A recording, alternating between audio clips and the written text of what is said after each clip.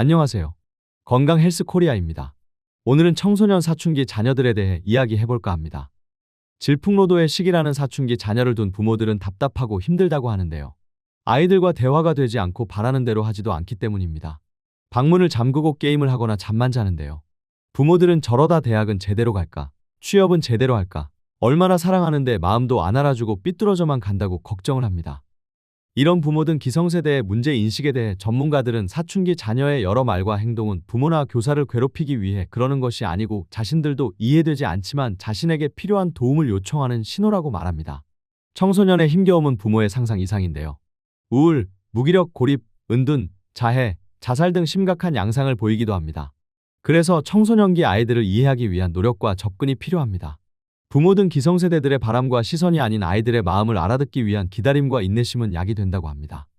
전문가들은 요즘 사춘기 아이들은 부모가 겪었던 사춘기 경험과 매우 다른 사회, 경제, 교육, 문화, 환경 속에서 사춘기를 보내고 있다는 점을 먼저 인정하라고 강조합니다.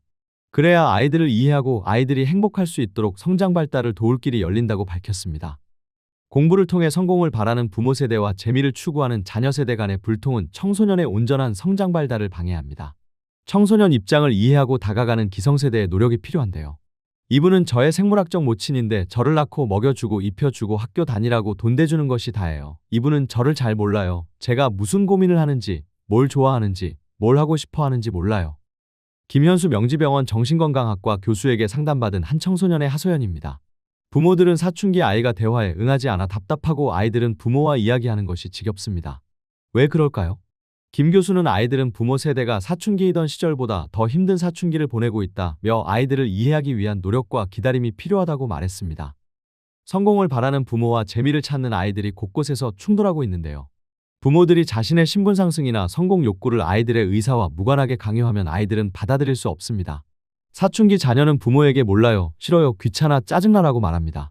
부모들은 풍요로운 환경에서 사랑을 듬뿍 줬는데도 아이들은 무기력하거나 분노 조절에 어려움을 겪거나 모든 것을 포기한 듯 오로지 게임 또는 아이돌에 집착한다고 우려합니다.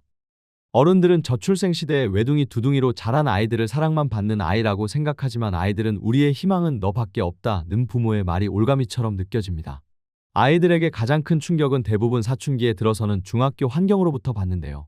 중학생이 되면서 아이들은 성적이 분명하게 드러나는 성적표를 처음으로 받게 되면서 자신의 위치를 인식하기 시작합니다. 집에서는 공주 왕자였는데 한순간에 별 볼 일 없는 아이, 그렇고 그런 아이, 그리고 몇몇 주인공을 위한 엑스트라로 대접받는 자신을 보게 되며 무기력함을 겪습니다. 무기력 상태에 놓인 아이들에게 부모들은 제대로 열심히 하지 않는다고 느끼며 자꾸 최선, 제대로 열심히 일하는 카드를 꺼내놓습니다. 하지만 아이들은 이 카드를 제일 싫어합니다. 김 교수는 아이들의 최선과 최고의 기준은 부모 세대와는 다르다. 게다가 공부를 통해 빈곤 탈출, 계층 이동을 이루고자 했던 부모 세대와는 달리 요즘 아이들에게는 재미와 흥미가 모든 일의 우선이라고 이해를 구했습니다. 정경은 초당대사회복지학과 교수는 부모 세대와 달리 요즘 청소년들은 디지털 환경이 공기와도 같아 친구 삼는 방법이 기성세대와 차이나는 것을 부모들이 받아들여야 한다고 강조했습니다. 요즘 청소년들은 온라인 활동을 통한 사이버 친구들이 많습니다. 오프라인 활동이 과거보다는 굉장히 줄었는데 부모 세대는 이런 현상을 문제로 보면서 자녀와 갈등을 만드는 경향이 있습니다. 부모들이 어린 자녀에게 자신들의 편의를 위해 온라인 접근을 용인했다가 어느 순간 사춘기에는 제재를 하거나 문제시하는 게 더 문제가 되는 것입니다. 아이들이 풍요로운 환경에서 사랑을 듬뿍 받고 자라고 있다는 부모님들의 생각과 달리 아이들은 사춘기가 되면서 외로워합니다.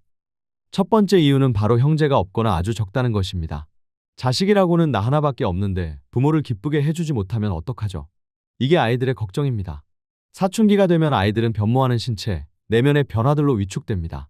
그런 위축과 어색함, 낯설에 대해 아이들의 방어 기제는 침묵, 반항 등 다양한데요.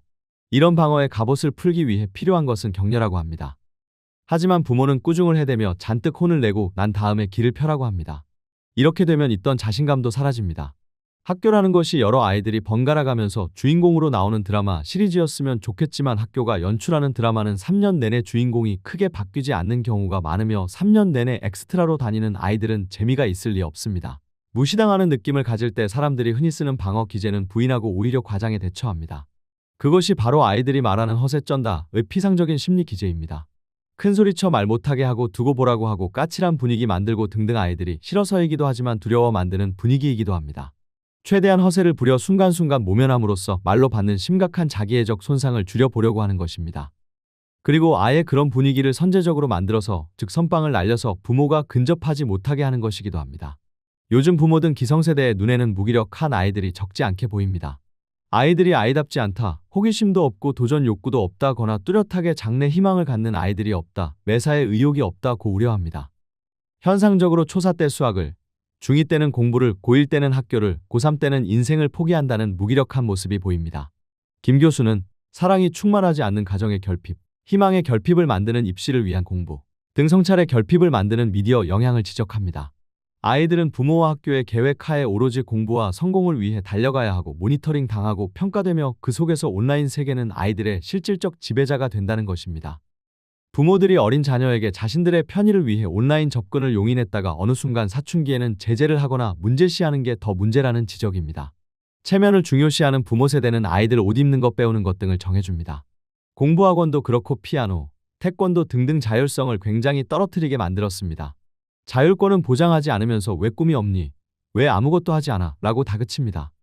정 교수는 학업이나 취미, 자기계발 등의 무기력함을 보이는 청소년이 있다면 청소년들한테 어렸을 때부터 자율성을 얼마나 줬는지 되짚어 봐야 한다고 말했습니다. 우리나라 학교는 겉으로는 지덕체를 강조하지만 실제 지적 역량을 너무 강조합니다. 공부 잘하는 소수 아이들이 돋보이는 것이고 그렇지 않은 아이들은 학교에 가고 싶지 않을 겁니다. 이런 부분에 부모들이 먼저 동의하고 나면 아이들을 바라보는 부모의 언행이 달라질 것입니다.